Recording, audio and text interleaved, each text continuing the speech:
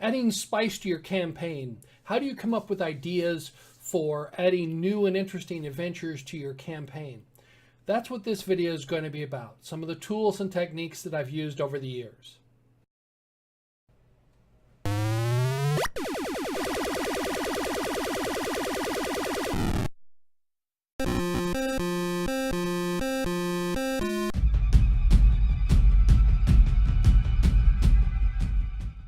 I've been running campaigns for a long time, for more than 25, almost 30 years, I think. So I've come up with some tools and techniques to come up with different ideas and how to spice up your adventure. Let me give you the first one that I ran into. I was in the service. One of the things that they always said was to carry one of these, little notebook. I've also heard, I've been to some writers' conventions, some World Science Fiction Convention, listening to writers talking, and some of them still recommend having this. You can take this with you. You can go out hiking, camping, whatever. This and a pencil or a pen, writing down out little ideas as they come to you. Put them down in there. Later, I went to a little bit larger format. This is my D&D book. This one's been around for a long, long time. And the idea is I write down things. Now today, you've got your cell phone. You can do it with OneNote or Evernote, or there's a whole bunch of different places to put down. But the real gold mine of ideas is listen to your players. When you're running a campaign, be willing to take down and jot down an idea that someone mentions. Could it be this? Though you've already figured out that it's not what they're suggesting in the campaign, doesn't mean that it's not a good idea that you won't use it. And some of these I have used many, many years later because it gives you a great idea that you can come back and refer to. For example, here's a one-liner. You find a baby in a forest. I've played this one. This was an interesting adventure that I may have mentioned before when that was when somebody had the staff of green and turned the baby green. But it's a whole host of things. Ideas came from a host of different options. Years ago, I was involved dealing with some hardware engineers who were doing some work, and at the time I was really intrigued by heat shrink tubing, which you put around to protect things, that you take the heat gun and it would shrink around the cables and such. And I came up with heat shrink armor. So the party finds some magical armor, but it has this interesting flaw that when it gets hot, it shrinks. And that can cause some interesting problems with people. Whole interesting ones.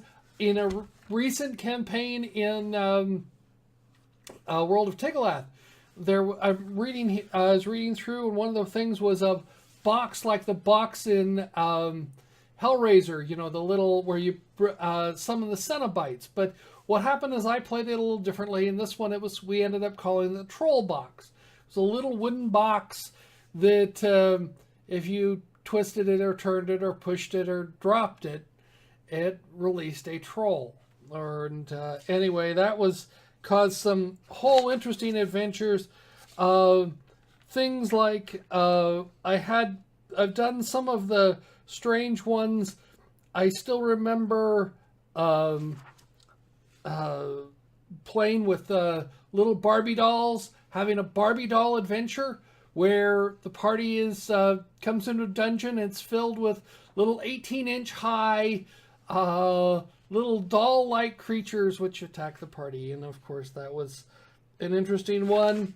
And so I have a whole host of just one-liners that I've come up with, and I didn't come up with these. I've written them down. This is my treasure. This is where I dig through it. And that's what I suggest to you, that as your players come through, they will just listen to them talk and write down ideas for them to use. Like one of them in here is a marshmallow golem.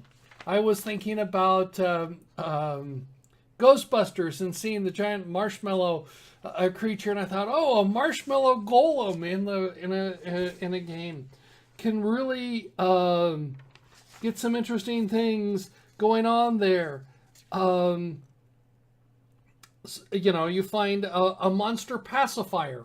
It's a giant pacifier that is designed for a monster. A potion of mellowness, where the person just becomes extremely mellow. Attack the party with fleas, and you can have a whole bunch of things. But the key is you add spice to the campaign by digging back through what other people have said. Listen to people. That's one of the things that writers often tell you to do. And part of the storytelling is listening to other people. Listen to your players. Listen to the conversation that's going on and write down ideas. Don't put them immediately into play. I suggest you write them down and let them age a bit. They get better with time, most of them. Once in a while you get some odd ones. And you run into some things that just lose their emphasis, like Potion of E.F. Hutton. For those of you who don't remember, there was the interesting commercials. When E.F. Hutton speaks, everybody listens. There were interesting commercials. People today don't know that, but I remember a Potion of E.F. Hutton, and that was one that was there. Or if you remember the old commercials of Dr. Pepper, I'm a pepper, you're a pepper. Wouldn't you like to be a pepper too? You remember these after all the years because they played over and over and over. It was a whole saturation campaign on television. So you have a potion, and when the characters drink it, they act like the Dr. Pepper. But those are hard to explain to someone who hasn't seen those commercials, who hasn't seen how important they were, or how influential they were throughout the world, and how people were hearing them all the time on television.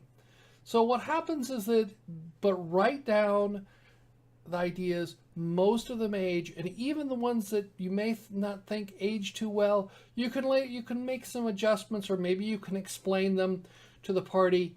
But they're ideas that you can write down and use later, and it helps you be a better dungeon master. Just listening to your players, just the act of listening to what they say and taking a few notes will make you a better game master or dungeon master.